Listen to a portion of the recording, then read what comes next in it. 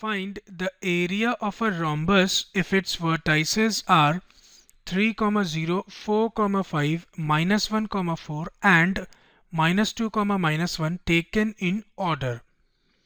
इस क्वेश्चन में आपको किसी रोम्बस का एरिया फाइंड करना है जिसके वर्टाइसेस के कोऑर्डिनेट्स आपको एक ऑर्डर में गिवन है। फिगर क्वेश्चन में एसोसिएटेड नहीं था, मैंने पहले से एक रोम्बस ABCD ड्रॉ करके रखा है और जो कोऑर्डिनेट्स आपको गिवन है उसको हमने एक ऑर्डर में लिख लिया है। Now with this information we are required to find the area of this rhombus. Let us see the solution. We are given vertices of rhombus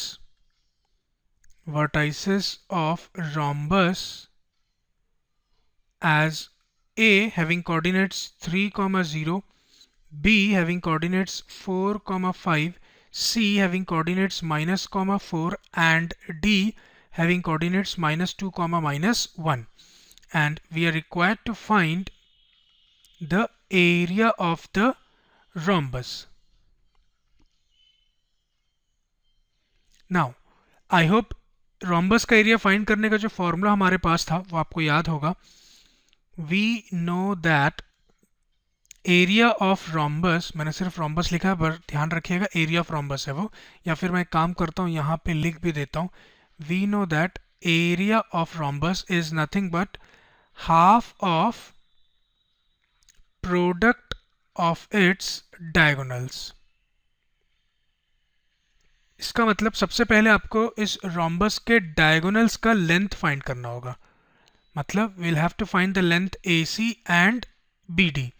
और डिस्टेंस AC और BD फाइंड करने के लिए आपको डिस्टेंस फॉर्मूला यूज करना होगा. We have distance between any two point is given by the formula under root of x2 minus x1 whole square plus y2 minus y1 whole square. जब आप AC का length find करेंगे तो point A के जो coordinates है उसको आप x1 y1 ले लीजिए, पॉइंट C के कोऑर्डिनेट्स को आप x2 y2 ले लीजिए. So substituting the values we have AC as under root of x2 आपके पास है -1 माइनस ऑफ x1 is 3, इस पूरे का होल स्क्वायर कर दीजिए, plus y2 is 4 minus y1 is 0, again इसका स्क्वायर कर दीजिए, which gives us under root of -1 -3 से मिलेगा आपको -4 का स्क्वायर होता है 16 प्लस 4 - 0 is 4 का स्क्वायर अगेन 16 प्लस 16 होगा 32. तो एक काम करते हैं, ये हो जाएगा √32 और एक्चुअली आप √32 को 16 इंटू 2 भी लिख सकते हैं जिससे आपको फाइनली AC मिलेगा एज 4√2. 16 का स्क्वायर रूट 4 होता है आपको मालूम है, तो AC आपके पास आ गया 4√2. लाइकवाइज BD फाइंड कर लेते हैं. जब आप BD फाइंड करेंगे तो एक काम करता हूँ, B के जो कोऑर्डिनेट्स है 4, 5 इसको हम x1 y1 ले लेंगे और D के कोऑर्डिनेट्स को हम x2 y2 ले लेंगे.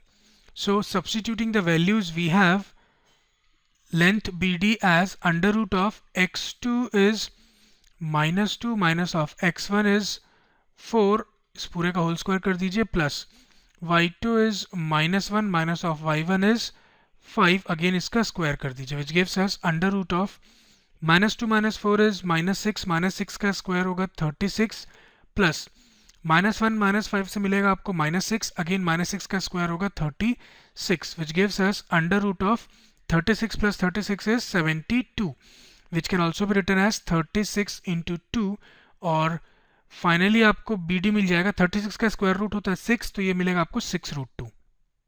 नाउ हमको रोम्बस का एरिया फाइंड करना था, तो ये जो फॉर्मूला हमारे पास, इसमें दोनों डायगोनल्स का लेंथ जो आपने फाइंड किया उसको सब्स्टिट्यूट कर दीजिए. So we have area of rhombus as half of product of its diagonal. मतलब एक डायगोनल आपके पास AC है, दूसरा डायगोनल आपके पास BD है.